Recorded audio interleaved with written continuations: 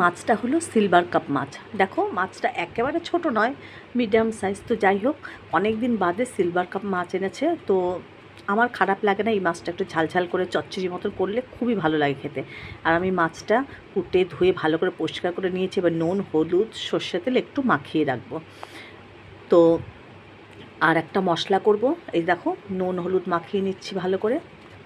আর এদিকে কড়াই কিন্তু বসিয়ে দিয়েছি, মাখিয়ে 10 মিনিট রেখে দেবো। আর কড়াই গরম হতে থাক, তার মধ্যে তেল, পরিমাণ মতন তেল দিয়ে মাছগুলোকে সব ভেজে নেব। আর এদিকে একটা মশলা করব, পেঁয়াজ, রসুন, আদা, জিরে, লঙ্কা সমস্ত কিছু দিয়ে একটা মশলা আমি একবারে করে নেবো। দেখো তেল থেকে কিন্তু ধোয়া উঠছে। এবার একে একে করে মাছগুলো সব দিয়ে দেবো। মাছটা কিন্তু একদম জ্যান্ত মাছ ছিল। তো যাই হোক, মাছগুলো আমি একে একে করে ভেজে নিচ্ছি। দেখো এখানে আমি গোটা জিরে ভিজিয়ে রেখেছিলাম, গোটা জিরে দিয়েছি। আর এর মধ্যে 2টো দারচিনি আর 2টো এলাচ, লবঙ্গ সব কিছু দিয়ে নিয়েছি। আর পেঁয়াজ, রসুন, আদা আর কাঁচা লঙ্কা 4-5টা ভালো করে একটা মিহি পেস্ট করে নেব। আর মাছটা কিন্তু আমি একদম ঝোলঝোল করব না, পুরো মাখা মাখা করব। তার থেকেও টানিয়ে নেবো, একদম বলতে গেলে শুকনো শুকনো করেই নামাবো। একদম চচ্চড়ি মতো করব, ঝোলটাকে একদম টানিয়ে দেবো। তো যাই হোক, মাছগুলোকে উল্টিয়ে দিচ্ছি।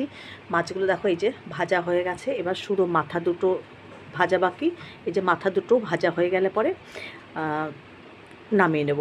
তো এই মাছ অনেকে খেতে চায় না, তো যাই হোক এইভাবে আমার মতো করে খাবে, দেখবে অপূর্ব লাগে খেতে। আর একটু ঝালঝাল করে বানাবে।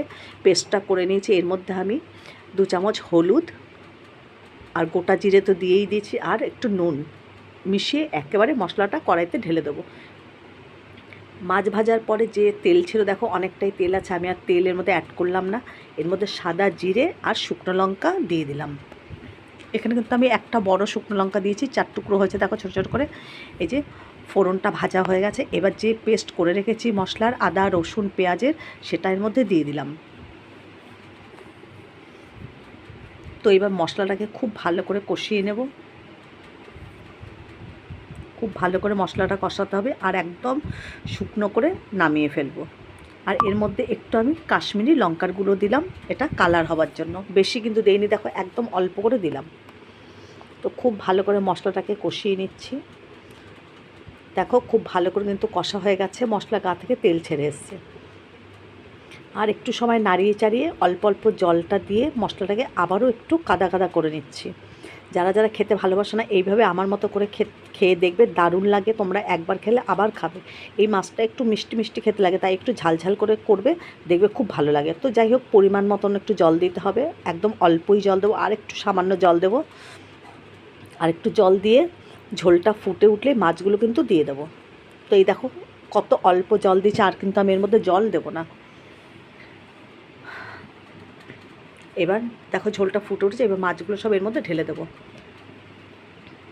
তোমাদের এই ভিডিও দেখে যদি ভালো লাগে, তাহলে অবশ্যই তোমরা আমার ইউটিউব চ্যানেলটাকে দীপ্তি রান্নাঘর সাবস্ক্রাইব করে নিও। আর এইভাবে রান্না করে খেয়ে দেখো যে কেমন লাগে।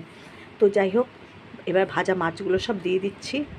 আর কিছুক্ষণ মাছটা ফুটে উঠলেই কিন্তু আমার মাছের চচ্চড়ি একদম রেডি হয়ে যাবে। এখনও কিন্তু দেখো জল আছে, আর ধনেপাতা কেটে রেখেছি। এই দেখো জলটাই কিন্তু পুরোই আমি শুকনো করে নিয়েছি, একদম কিন্তু এর মধ্যে জল নেই, একদম কষা। আমি কোনো ঝোল কিন্তু রাখিনি। এবার ধনেপাতা দিয়ে দিচ্ছি, মাছ একদম রেডি।